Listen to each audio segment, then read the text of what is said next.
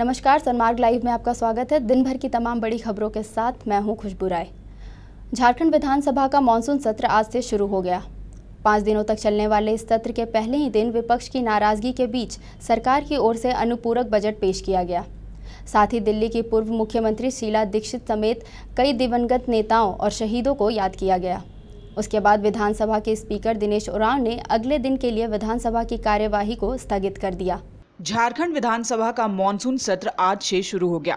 आज पहले दिन अनुपूरक बजट पेश किया गया। जैसा कि अंदाजा लगाया जा रहा था कि आखिरी सत्र होने की वजह से विपक्ष हंगामा कर सरकार को घेरने की कोशिश करेगा, ठीक वैसे ही विपक्ष की नाराजगी साफ देखी गई। झारखंड विधानसभा के समक्ष कांग्रेस के विधायकों ने झारखंड को सूखाग्रस्त घोषित करने की मांग को लेकर प्रदर्शन किया, जिस पर खाद्य आपूर्ति मंत्री सरयू राय और शिक्षा मंत्री नीरा यादव ने सभी विधायकों से सभा को सुचारू रूप से चलाने की अपील की। बाहर में विपक्ष ने मांग किया, मगर कार्य मंत्रणा समिति में भी तो बात आनी चाहिए ना। सूखा की स्थिति है, मुझे लगता है कि सरकार ने उपायुक्तों से प्रतिवेदन मंगाया होगा और प्रतिवेदन आएगा, उसके आधार पर सरकार आवश्यक कार्रवाई करेगी। सूखा घोषित करना होगा, करेगी, या सूखाग्रस्त घोषित किए बिना ही जो संसाधन मुहैया कराने हैं सुविधा के लिए वो मुहैया कराएगी। देखिए, हम अभी पिछले 2 दिन पहले हम अपने क्षेत्र में भी पारा शिक्षकों के साथ बार उनका फ़ोन आता है या किसी तरह का मैटर रहता है तो उनके लिए हमने जन चौपाल लगाया और वहाँ पर हर एक लोगों से हमने बातों को सुना। सभी लोग काफ़ी संतुष्ट थे कि जितनी सरकारें वादा की है सारी मैटर पे कार्य हो रही है। सिर्फ एक रह गया है नियमावली का, जो कि 90 दिनों के अंदर में बनाने का भी कार्य करने का हम लोगों ने आश्वासन दिया था। तो नियमावली में भी कहीं कोई दिक्कत नहीं है, अभी हम लोग प्रयास कर रहे हैं, लेकिन थोड़ा सा नियमावली में तो टाइम लगेगा।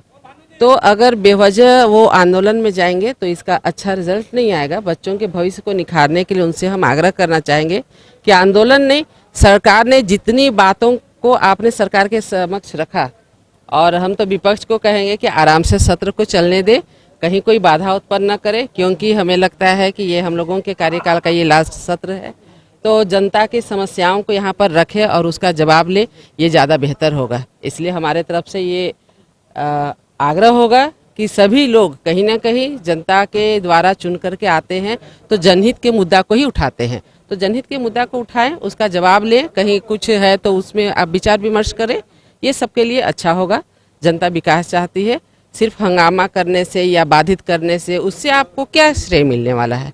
इसलिए उससे बच करके सदन को अच्छी तरह से सुचारू रूप से चलाने में सबका सहयोग मिलना चाहिए। विधानसभा का आखिरी सत्र होने की वजह से सरकार की पूरी कोशिश है कि इस सत्र में सरकार कई प्रस्तावों पर मुहर लगा दे।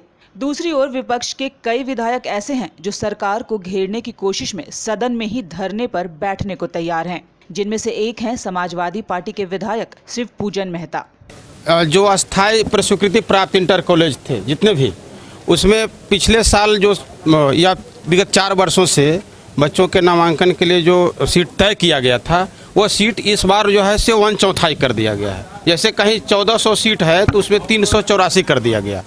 पूरे झारखंड में लगभग 4,26,000 बच्चे उत्तीर्ण हुए हैं मैट्रिक, और हमारे पास नामांकन करने की सुविधा जो है 2.5 लाख से भी कम है। तो 1.5 लाख बच्चे तो ड्रॉप आउट होंगे या वो कहीं जा कर के दूसरे शहरों में काम करेंगे या फिर पलायन करेंगे। पढ़ने की व्यवस्था है नहीं। सरकार जो है से बोलते हैं क्वालिटी एजुकेशन हम देंगे, तो आप बताएं, जब बच्चों को पढ़ने की यहाँ पे व्यवस्था है नहीं, सीट है ही नहीं, तो फिर वो क्वालिटी एजुकेशन की बात क्यों करते हैं। इसलिए कल से सत्रावधि तक मेरा धरना चलेगा। इतना तो तय है कि सत्ता पक्ष की पूरी कोशिश रहेगी कि इस 5 दिन के सत्र को सुचारू रूप से चलाया जाए, लेकिन देखने वाली बात ये होगी कि विपक्ष कितने दिनों तक इस सत्र को चलने देता है। सनमार्ग लाइव के लिए सहयोगी दीपक के साथ चंदन वर्मा की रिपोर्ट। राज्य के हर जिला मुख्यालय में वन अधिकार अधिनियम 2006 कानून को लागू कराने और सुप्रीम कोर्ट के इस आदेश के विरोध में जेएमएम के महाधरना का आयोजन किया। इसी कड़ी में राजधानी रांची स्थित राजभवन के समक्ष भी झामुमो ने महाधरना का आयोजन किया। मौके पर झामुमो के कार्यकारी अध्यक्ष हेमंत सोरेन, महुआ मांझी सहित हजारों नेता कार्यकर्ता मौजूद रहे। झामुमो का आरोप है कि वन अधिनियम संशोधन के माध्यम से झारखंड सरकार आदिवासियों की जमीन लूटकर पूंजीपतियों को सौंपने का काम में लग चुकी है, लेकिन झामुमो ऐसा हरगिज नहीं होने देगा। उस चाल एक और कड़ी जुड़ा 24 तारीख को फिर से सुप्रीम कोर्ट में इस विषय पर चर्चा होना है, बहस होना है। और जहां तक हमें जानकारी मिली है कि झारखंड प्रदेश से भी कोई ऐसा विशेष और ठोस हलफनामा नहीं भेजा गया है, नहीं दायर किया गया है, ताकि यहाँ के जंगलों में रहने वाले मूलवासी आदिवासी सुरक्षित हो सके। सुप्रीम कोर्ट से यह आदेश पारित हुआ था कि जंगलों में और जंगलों के आसपास रहने वाले जितने भी लोग हैं, सबको उन जंगलों से बेदखल किया और जो जंगलों में वास करते हैं और जंगलों के आसपास वास करने वाले लोग हैं, वही लोग जंगल का दुश्मन हो गए हैं, ये कहकर ये आदेश पारित हो रहा है। झारखंड में जमीन से संबंधित सीएनटी एसपीटी कानून के उल्लंघन का मामला कोई नई और बड़ी बात नहीं है। आए दिन पक्ष विपक्ष के द्वारा एक दूसरे पर इस कानून के उल्लंघन के आरोप लगते रहे हैं। इन आरोपों के फेहरिस्त में अब ईसाई मिशनरी संस्थाओं के नाम भी जुड़ गए हैं। इसी कड़ी में आज भाजपा के प्रदेश प्रवक्ता प्रतुल सहदेव ने प्रदेश मुख्यालय में एक प्रेस वार्ता करके कुछ ईसाई मिशनरी संस्थाओं के द्वारा सीएनटी एसपीटी कानून का जमकर दुरुपयोग किए जाने का आरोप लगाया है। आदिवासियों के जमीन को खरीद बिक्री से बचाने के लिए झारखंड में सीएनटी एसपीटी कानून को लागू किया गया था, लेकिन आए दिन इस कानून के उल्लंघन का मामला सामने आता रहा है। नामकुम अंचल के खाता नंबर 3 एवं 142 के प्लॉट नंबर 170, 171, 172, 173, 174, 176, 177 के कुल 4.23 एकड़ की जमीन की खरीद बिक्री में जमकर गड़बड़ी हुई है। इस जमीन को सर्वप्रथम ब्रदर सिरिल लकड़ा ने वर्ष 2004-2005 में इन मुंडा खतियान की जमीनों को कौड़ियों के मोल खरीद लिया। रिंग रोड के पास स्थित इस 4.23 एकड़ जमीन की कुल कीमत सिर्फ 2.6 लाख लगाई गई। आश्चर्यजनक रूप से ब्रदर सिरिल लकड़ा ने 3 अलग अलग दस्तावेजों में अपने 3 अलग अलग पता का जिक्र किया है। संबंधित अथॉरिटी से अनुमति लेने के लिए भी इन्होंने अपना गलत पता बताकर धोखाधड़ी करने का काम किया है। 4 करोड़ 76 लाख रुपए लगाई गई, यानी इन 13 वर्षों में इस जमीन की कीमत 181 टाइम्स यानी 181 गुना बढ़ी। और हम मानते हैं कि झारखंड में इतना ज्यादा जमीन का कीमत बढ़ने का ये अपने आप में अनूठा रिकॉर्ड है। और जमीन भी इस संस्था ने कैसे लिया, सीएनटी एसपीटी के सारे मापदंड का उल्लंघन करते हुए। जिस ब्रदर साइरिल लकड़ा ने इस जमीन को खरीदा, उन्होंने 3 अलग अलग दस्तावेज में अपना अलग अलग पता बताया। एक दस्तावेज में इनका पता बताया गया नामकुम, दूसरे दस्तावेज में इन्होंने अपना पता बताया पुरुलिया रोड, तीसरे दस्तावेज में इन्होंने अपना पता गुमला बताया जो इनका वास्तविक पता था। और सिर्फ ये इन्होंने इसलिए किया ताकि सीएनटी एसपीटी की जो थाना की सीमा है उससे वो बच सके। ब्रदर सिरिल लकड़ा ने किसी दस्तावेज में अपना पता नामकुम बताया, किसी में इनका पता गुमला और तीसरे में पुरुलिया रोड रांची बताया गया है। यह साफ दर्शाता है कि इन्होंने सीएनटी की थानावार सीमा से बचने के लिए गलत सूचना दी। मिशनरी संस्थाओं में फादर, ब्रदर और सिस्टर को व्यक्तिगत संपत्ति रखने का कोई हक नहीं, फिर भी यह जमीन ब्रदर सिरिल लकड़ा ने अपने नाम पर रजिस्ट्री कराई। विधानसभा सत्र की शुरुआत हो चुकी है और सत्र के पहले ही दिन अपनी मांगों को लेकर कई संगठनों ने धरना प्रदर्शन किया। इसी कड़ी में झारखंड राज्य आंगनबाड़ी कर्मचारी संयुक्त संघ मोर्चा की महिला कर्मियों ने सरकार की वादा खिलाफी के विरोध में विधानसभा का घेराव किया।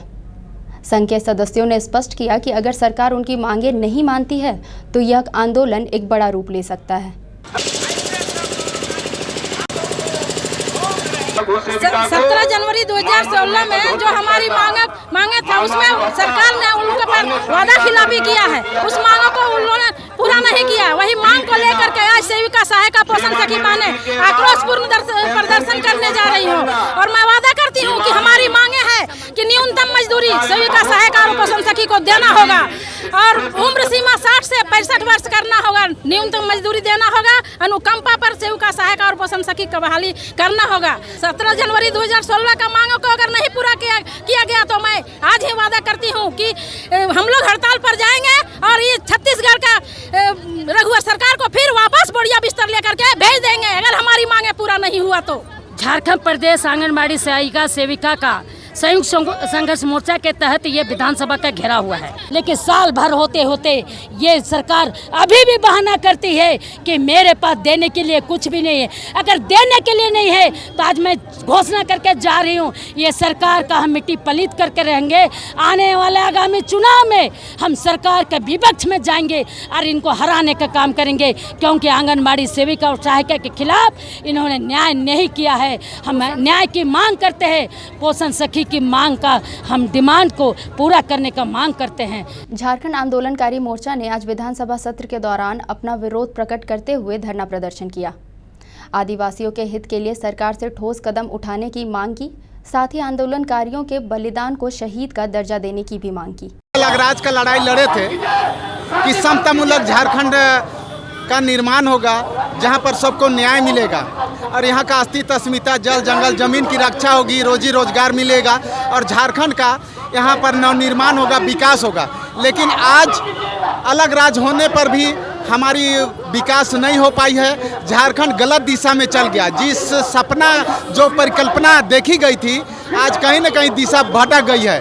हम लोग आज उसी मांग के लिए यहाँ पर किए हैं कि झारखंड का विकास हो, यहाँ का अस्तित्व, अस्मिता, रोजी रोजगार, जल जंगल जमीन की रक्षा हो, झारखंडियों की जो मान सम्मान है, यहाँ की जो सामाजिक सांस्कृतिक व्यवस्था है, उसकी पुनर्स्थापना हो। जमीन विवाद की वजह से चाचा ने अपने ही सगे भतीजा की हत्या करवा दी। बीते दिनों बुंडू में हुए हत्याकांड का खुलासा रांची पुलिस ने कर लिया है। आज एक प्रेस वार्ता को संबोधित करते हुए रांची एसएसपी अनीश गुप्ता ने हत्याकांड को सुलझाने और आरोपियों के गिरफ्तार होने का दावा किया है। चाचा भतीजा के बीच जमीन विवाद के बीते 19 जुलाई को भतीजे को अपनी जान गंवानी पड़ी। मृतक चरकू उरांव की हत्या की साजिश उसी के चाचा ने की थी। एसएसपी अनीश गुप्ता ने ग्रामीण एसपी के नेतृत्व में एक जांच टीम का गठन किया था। जांच टीम ने हत्या की साजिश रचने एवं हत्या करने के आरोप में मृतक के चाचा समेत 5 लोगों को गिरफ्तार किया है। इनके दोनों पुत्र, इनके बड़े पुत्र की पत्नी और उसका भाई शनि कच्छप, ये सभी इस आपराधिक षड्यंत्र में शामिल थे। इन्होंने बैठकर ये योजना बनाई कि यदि चरकू उरांव को रास्ते से हटा दिया जाता है, चूँकि वही सबसे ज़्यादा विरोध करता था, ज़मीन जो है वो कल्हू उरांव के नाम से ही अभी उसमें रजिस्टर 2 में है। तो यदि इसको हटा दिया जाता है तो बाकी अन्य जो 2 बोतियाँ हैं वो भी डर जाएंगे और किसी तरह का दावा पेश नहीं होगा।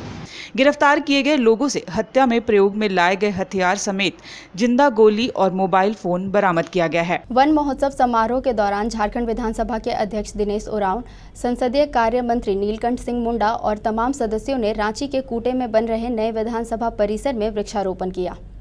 मौके पर स्थानीय लोग और स्कूली बच्चे भी शामिल थे। सभी सदस्यों ने करीब 500 से अधिक पेड़ लगाए। शिक्षा मंत्री नीरा यादव और मंत्री सीपी सिंह भी मौके पर मौजूद रहे।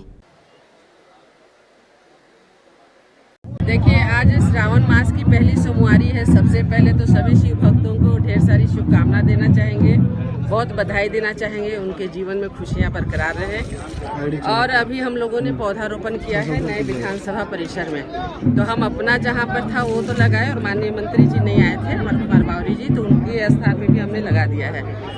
हम लोग मिल करके ज़्यादा से ज़्यादा पौधारोपण करें, जिससे कि आज इस आप देख रहे हैं कि श्रावण मास है, लेकिन ये ज्येष्ठ की गर्मी के जैसा महसूस हो रहा है। इतनी कड़ी धूप है और बारिश का नामो निशान नहीं है। तो हम सबको इससे सीख लेने की जरूरत है कि हम सब मिल करके जन आंदोलन के रूप में पौधा का रोपण करें, जिससे कि इंद्रदेव खुश होकर के वर्षा करें।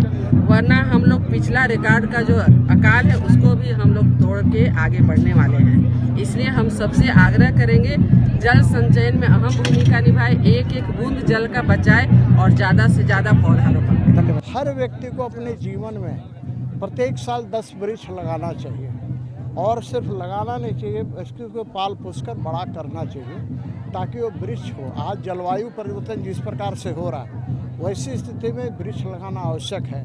तो आज हमारे झारखंड विधानसभा के परिसर में जब से बनना शुरू हुआ है, प्रत्येक वर्ष वृक्ष लगाने का काम होता है। तो आज उसी अवसर पर सब लोगों ने वृक्ष लगाने का काम किया। रांची रेल मंडल के नए डीआरएम नीरज अंबस्ट ने हटिया डीआरएम कार्यालय में प्रेस कॉन्फ्रेंस का आयोजन किया। प्रेस कॉन्फ्रेंस में उन्होंने अपनी प्राथमिकता बताते हुए स्पष्ट किया कि रांची रेल में कोच की कमी है, जिस पर काम किया जा रहा है। यात्रियों की सुविधाओं को ख्याल रखते हुए रेलवे के प्रोजेक्ट को जल्द से जल्द पूरा किया जाएगा।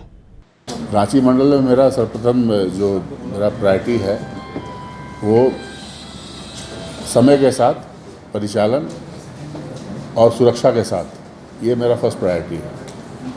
सेकंड प्रायोरिटी में जितने पैसेंजर एमिनिटीज़ के जो चीज़ हैं, जो स्टेशंस पे होने चाहिए, जो ऑन बोर्ड सर्विसेज होने चाहिए, ट्रेन की सफाई, पानी मिलना टाइमली, केटरिंग में अच्छा खाना मिलना, कोई पैसेंजर कंप्लेन नहीं होना, अगर कंप्लेन होता हो तो उसका तुरंत उसका निस्तारण करना, ये मेरे प्रायोरिटीज़ में है। प्लस ये जो वीमेन पैसेंजर्स हैं उनकी सुरक्षा का विशेष ध्यान दिया जाएगा। स्टेशंस पे भी पैसेंजर एमिनिटीज़ के जो काम अभी चल रहे हैं और जो हम लोग का कुछ वर्क प्रोग्रेस में है, उसको समय के साथ कंप्लीट करना, स्टेट गवर्नमेंट के साथ लाइजनिंग करके उनके कॉपरेशन के साथ जहाँ जहाँ काम हो रहा है उसको करवाना, मैं टाइमली उस प्रोजेक्ट को कंप्लीट करना, ये मेरे प्रायोरिटीज़ में रहेगा। स्टेट गवर्नमेंट के साथ प्रॉपर कोऑर्डिनेशन हो कि कोई भी कार्य करने में किसी तरह की बाधा ना हो, ये भी मेरे प्रायोरिटी। आज के लिए बस इतना ही। दिन भर की तमाम बड़ी खबरों से अपडेट रहने के लिए सनमार्ग लाइव को सब्सक्राइब करें। नमस्कार।